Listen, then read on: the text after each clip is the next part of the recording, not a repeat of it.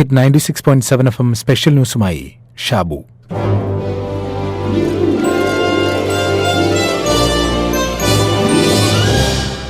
ഗാന്ധിജിയുടെ നേതൃത്വത്തിൽ 1930 നടന്ന ഉപ്പ് യാത്ര എന്ന ചരിത്ര സന്ദർഭത്തെ ആധാരമാക്കി സുഭാഷ് ചന്ദ്രൻ എഴുതിയ കഥയാണ് ജ്ഞാനസ്നാനം.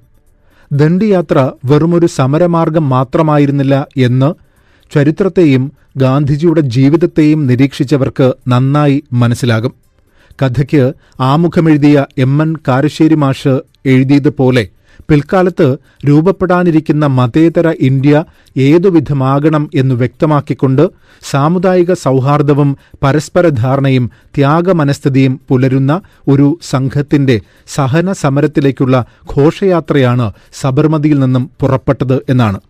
പുറപ്പെടുമ്പോൾ തന്നെ ഗാന്ധിജി ഓരോ ദിവസത്തെയും അനുഭവങ്ങൾ ഡയറിയിൽ കുറിച്ചുവയ്ക്കാൻ ആവശ്യപ്പെട്ട ഏറ്റവും പ്രായം കുറഞ്ഞ 16-കാരനായ ലീലാധരനോട് കൃത്യമായി പറയുന്നുണ്ട്, സംഘാംഗങ്ങളിൽ ഒരാളെയും ജാതിപ്പേരിലൂടെ പരാമർശിക്കരുത്, വ്യക്തിനാമമേ പാടുള്ളൂ എന്ന്. അതാണ് കഥയുടെ മർമ്മം. എന്നാൽ ഉപ്പുകുറുക്കിയുള്ള സമരമാർഗത്തെ, അതായത് ഏറ്റവും നിസ്സാരമായി കാണുന്ന ഉപ്പിനെ ആധാരമാക്കിയുള്ള സമരമാർഗത്തെ ഗാന്ധിജിയുടെ കാഴ്ചപ്പാടിൽ വിവരിക്കുന്ന ഭാഗം ഗാന്ധിജി ആരായിരുന്നു എന്ന പുതിയകാല ചോദ്യങ്ങൾക്കുള്ള ഉത്തരം കൂടിയാണ്. ചെറുകഥയിലെ ഭാഗമായ ഗാന്ധിജി ഇങ്ങനെ പറയുന്നു: ജീവനുള്ള എല്ലാം മറ്റു ജീവനുകളെ ആഹാരമാക്കി ജീവിക്കുന്നു.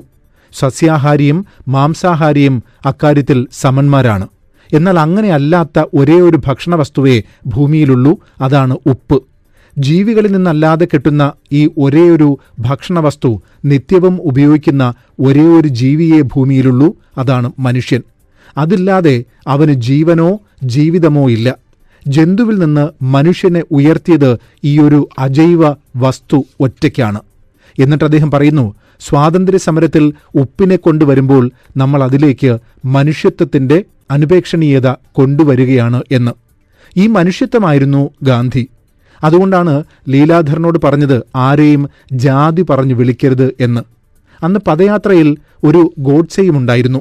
ഗാന്ധിജിയോടൊപ്പം പദയാത്ര നടത്തുന്നവരുടെ പേര് വിവരം പണ്ഡിറ്റ് ഖരെ, ലീലാധർ, ദുർഗേഷ് ചന്ദ്രദാസ്, രാംജി ഭായ് വാങ്കർ, ഗൺപത് റാവു ഗോഡ്സെ, മഹാദേവ് ദേശായി, കൃഷ്ണൻ, രാഘവൻ, ശങ്കരൻ, ടൈറ്റസ്, കാന്തിലാൽ ഗാന്ധി, ഹരിഭായ്, പുരതൻ, രസിക് ദേശായി, രമണിക് ലാൽ, അബ്ബാസ് വർത്തേജി, ഖരേഗ് ബഹാദൂർ സിംഗ്, ഖരക് ജി, സരോജിനി നായിഡു എന്നിവരുടെ പേര് വിവരങ്ങൾ കഥയിലും എഴുതപ്പെടുന്നുണ്ട്.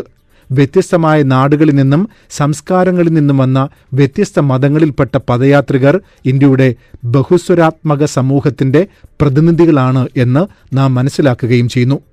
ഗോഡ്സെ എന്ന പേര് നാഥുറാം ഗോഡ്സെയെ ഓർമ്മിപ്പിക്കുന്നു എന്ന് മാത്രമല്ല, ഗൺ എന്ന വാക്കിനെ വേർതിരിച്ചെടുക്കുകയും അതിൻ്റെ ഇംഗ്ലീഷ് ഭാഷയിലെ അർത്ഥത്തെക്കുറിച്ച് പരാമർശിക്കുകയും ചെയ്യുന്ന ഭാഗങ്ങൾ കഥയിൽ തന്നെയുണ്ട്. അത് സവിശേഷമായി ശ്രദ്ധിക്കപ്പെടേണ്ടതുമാണ്.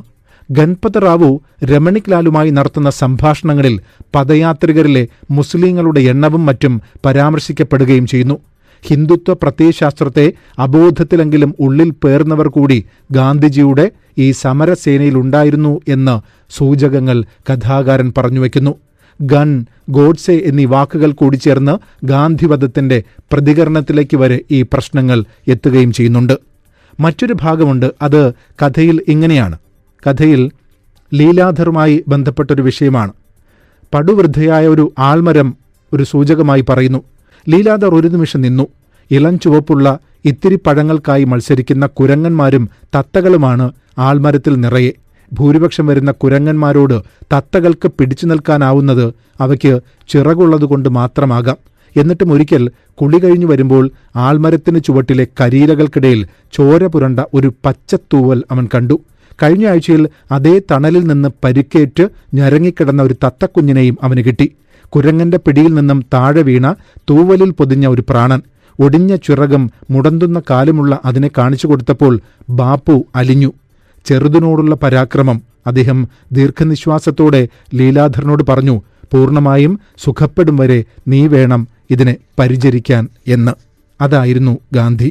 കഥയുടെ മർമ്മപ്രധാനമായ ഭാഗം എന്ന് പറഞ്ഞല്ലോ, അത് അമോദ് എന്ന സ്ഥലത്തു വച്ചുള്ള ലീലാധറിന്റെ അനുഭവവും അത് അയാൾ തന്റെ കുറിപ്പുകളുടെ പുസ്തകത്തിൽ എഴുതുന്നതും ഗാന്ധിജി അത് വായിക്കുന്നതുമാണ്. ബാപ്പു മൗനം നോക്കുന്ന ദിവസമായിരുന്നു അന്ന്. ഉച്ചയ്ക്ക് പദയാത്രയ്ക്കിടയിൽ ഒരു റെയിൽപാളം മുറിച്ചു കടക്കുമ്പോൾ ഗാന്ധിജിയുടെ വിരലുകൾക്ക് മുറിവേറ്റു. വൈകിട്ട് ഗാന്ധിജിയോട് സുഖാന്വേഷണം നടത്തണമെന്ന ആഗ്രഹവുമായി ലീലാധർ അദ്ദേഹത്തിന്റെ അടുത്തേക്ക് പോകുന്നുണ്ട്. അപരിചിതവും ഹൃദ്യവുമായ സുഗന്ധം നിറഞ്ഞു നിൽക്കുന്നിടത്തേക്കാണ് അവൻ കടന്നു ചെല്ലുന്നത്. നീണ്ട നരച്ച താടിയുള്ള തൊപ്പി ധരിച്ച വൃദ്ധൻ ബാപ്പുവിന്റെ കാൽക്കീഴിൽ ചമ്രം പടിഞ്ഞിരുന്ന് മുറിവ് പറ്റിയ വിരലുകൾ ഒഴിയുന്നതാണ് അവൻ കാണുന്നത്. ആ വൃദ്ധൻ ഇങ്ങനെ പറയുന്നു: സുബാനല്ല, അങ്ങയുടെ മുറിവുണക്കാൻ കഴിഞ്ഞില്ലെങ്കിൽ പിന്നെ നമ്മൾ ഈ മഹാരാജ്യത്ത് ജീവിച്ചിരുന്നിട്ട് എന്ത് കാര്യം? കാൽ ഒഴിയുന്നതിനിടെ ബാപ്പുവിന്റെ മുറിവിലെ ചോരത്തുള്ളിയിലേക്ക് ആ വൃദ്ധന്റെ വിയർപ്പ് കണം വീഴുന്നു. ഓ എന്ന ബാപ്പുവിന്റെ ഞരക്കം ലീലാധർ ഓം എന്ന് വിവർത്തനം ചെയ്യുന്നു. വൃദ്ധന്റെ വിയർപ്പ് കണത്തിലെ ഉപ്പ് സത്യാഗ്രഹിയുടെ വേദനയെ പിന്നീട് ശമിപ്പിക്കുന്നതാണ് കാണുന്നത്. ഈ സംഭവത്തിന്റെ വിവരണം ലീലാധർ ഡയറിയിൽ കുറിച്ചു വയ്ക്കുന്നുണ്ട്. ആ കുറിപ്പിൽ നിന്ന് വായിക്കുന്ന ബാപ്പു ഇടയ്ക്ക് ലീലാധർ എഴുതിയത് മുസ്ലിം വൃദ്ധൻ എന്ന വാക്കായിരുന്നു. അവിടെ ആ വാക്കിൽ തടഞ്ഞു നിന്നുകൊണ്ട് അദ്ദേഹം ചോദിക്കുന്നുണ്ട്, ഈ വൃദ്ധന് ഒരു പേരില്ലേ എന്ന്. എല്ലാറ്റിലും ബാപ്പുവിനെ പിന്തുടരാൻ ആഗ്രഹിക്കുന്ന ലീലാധർ ആളുകളെ ജാതിപ്പേരിലും മതപ്പേരിലും ഓർക്കുകയോ വിശേഷിപ്പിക്കുകയോ ചെയ്യരുത് എന്ന ഗാന്ധിജിയുടെ നിയമം എന്തുകൊണ്ട് ലംഘിച്ചു എന്നത് വ്യക്തമല്ല. ഒരുപക്ഷെ അത് അവന്റെ മനസ്സിന് മാത്രം കുഴയ്ക്കുന്ന പിടയ്ക്കുന്ന ചോദ്യമല്ല, അതിപ്പോഴും മുഴങ്ങുകയും നമ്മയൊക്കെ പിന്തുടരുകയും ചെയ്യുന്ന ഒന്നായി കാണണം. സത്യമാണ്, നമ്മൾ അറിഞ്ഞതൊന്നുമല്ല ഗാന്ധി.